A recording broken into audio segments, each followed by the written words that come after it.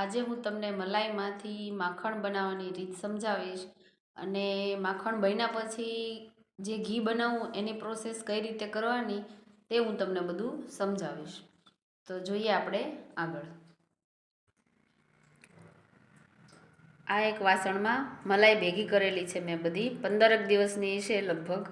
એને આપણે કઈ રીતે મેળવણ નાખવું તે જોઈએ. તો મિત્રો, આ આપણી પાસે છાશ છે, ખાટી છાશ આવે ને તે ઘરે જ બનાવેલી છે. અને આ છે તે મલાઈ છે. હવે મલાઈમાં છાશ નાખી અને એને મિક્સ કરી અને પછી રાખી દેવાનું. આ રીતે છાશ નાખી દેવાની, અડધા વાટકા જેટલી નાખી દેવાની. આ ઠંડીના હિસાબે જલ્દી મળે નહીં ને એટલે છાશ થોડીક વધારે નાખી દેવાની.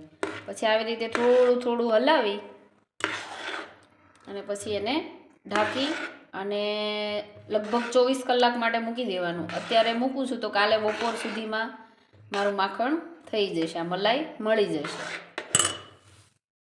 મલાઈ આપણે મેળવી દીધી ને થોડી વાર હલાવી અને પછી આવી રીતે આ ઢક્કન ઢાંકી અને એને 24 કલાક માટે મૂકી દેવાનું છે. કાલે આપણે આ મલાઈ મેળવી હતી તેને 24 કલાક માટે મેં રાખવાનું કીધું હતું. 24 કલાક ઉપર થઈ ગયા છે કારણ કે મારે બહાર જવાનું થઈ ગયું હતું ને એટલે. પછી એને છે ને કંઈ નથી કરવાનું, ખોલી અને આવી રીતે તવીથાથી કે ચમચાથી એકદમ હલાવ્યા જ કરવાનું છે. 5-7 મિનિટ હલાવી અને પછી જોઈ લેવાનું, તરત જ માખણ આ ઉપર નીકળી આવશે. આવી રીતે 5 થી 7 મિનિટ હલાવ્યા પછી જો આવી રીતે માખણ નીકળી આવે છે, આવું જાડું જાડું. બસ આવી રીતે માખણ નીકળી આવે એટલે પછી ઠંડુ પાણી એમાં નાખી દેવાનું, 1 બોટલ.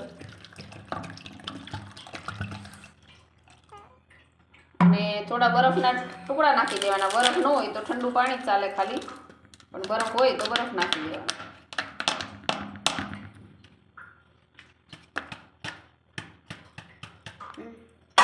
પછી આવી રીતે થોડી વાર હલાવવાનું એટલે બધું માખણ છે ને ભેગું થઈ જાય અને છાશ એકદમ છૂટી પડી જાય.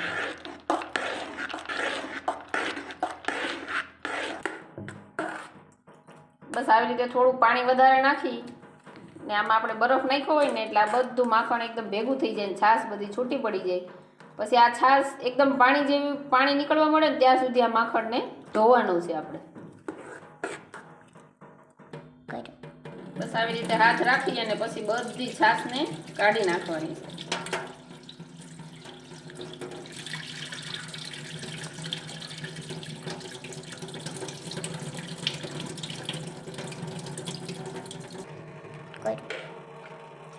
આવી રીતે આપણે માખણ ધોતું જવાનું, ચમચો ફેરવી ફેરવીને એકદમ પાણી જેવું પાણી નીકળી જાય ને ત્યાર સુધી ધોવાનું છે. 5 થી 6 પાણીએ ધોવો ને તે છાશ બધી નીકળી જાય. પછી એકદમ પાણી વિચારીને પછી છે ને આ માખણને ગરમ કરવા મૂકી દેવાનું આપણે. અને જોઈએ તો 2 એલચીના ફોફા નાખી દેવાના. દાણા હોય તોય ચાલે ને ખાલી ફોફા નાખી દો તોય ચાલે. જો આ રીતે છે ને આપણે માખણને પછી ગરમ કરવા મૂકી દેવાનું છે. લગભગ 20 મિનિટ જેવું થાય ઘી ગરમ થતા, ત્યાં સુધી આપણે ધીમા તાપે હલાવતા રહેવાનું છે. થોડી વાર ફાસ્ટ કરવાનો ગેસ, થોડી વાર ધીમો કરવાનો, જોતા રહેવાનું, નહીં તો ઉભરાઈ જાય પાછું. ને થોડુંક ઘી બનવા લાગે ને પછી આપણે છે તે એલચીના ફોફાયા દાણાવાળી નાખી દેવાની છે.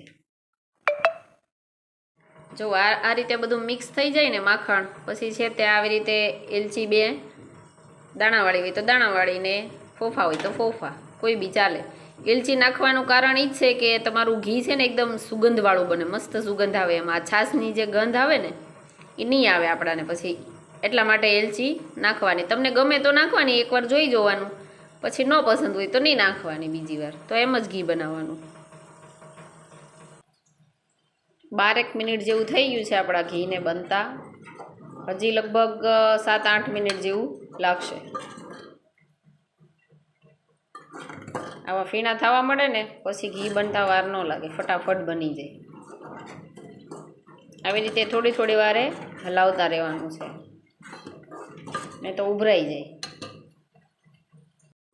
લગભગ ફરીથી આપણે 5-7 મિનિટ જેવી થઈ ગઈ છે. આવી રીતે ચમચો બહાર કાઢી અને જોઈ લેવાનું. આવા લાલ લાલ કલરના જે કીટું દેખાય ને એટલે ગેસ બંધ કરી દેવાનો છે. ગેસ બંધ કરી અને પછી સતત હલાવ્યા કરવાનું છે આપણે, એટલે ફીણા બધા ઉપર ન આવે. પછી આ ફીણા બધા જતા રહે ને એટલે ઓટોમેટિક તમને ઘી બતાશે કે બની ગયું કે નહીં. એમ ફીણા બેસી જાય ને એટલે પછી આપણું ઘી બની ગયું છે. જો એલચી નાખેલી હોય ને તમે તો આની સુગંધ લ્યો ને તો બહુ મસ્ત સુગંધ આવે. મને તો એલચીવાળું ગમે, તમને ના ગમે એલચી તો નહીં નાખવાની, ગમે તો નાખવાની. જો આવી રીતે થોડું થોડું લાલ બતાવીને આપણને એટલે સમજી લેવાનું કે ઘી બરોબર બની ગયું છે. બહુ વધારે પડતું લાલ થઈ જાય ને તો પાછું બળી જાય, એટલે થોડુંક વહેલા જ બંધ કરી દેવાનો ગેસ. જો તમને આ ઘી બનાવવાની પ્રોસેસ ગમી હોય તો આ વિડીયોને લાઇક, શેર અને સબસ્ક્રાઈબ કરજો. મળશું આગલા વિડીયોમાં.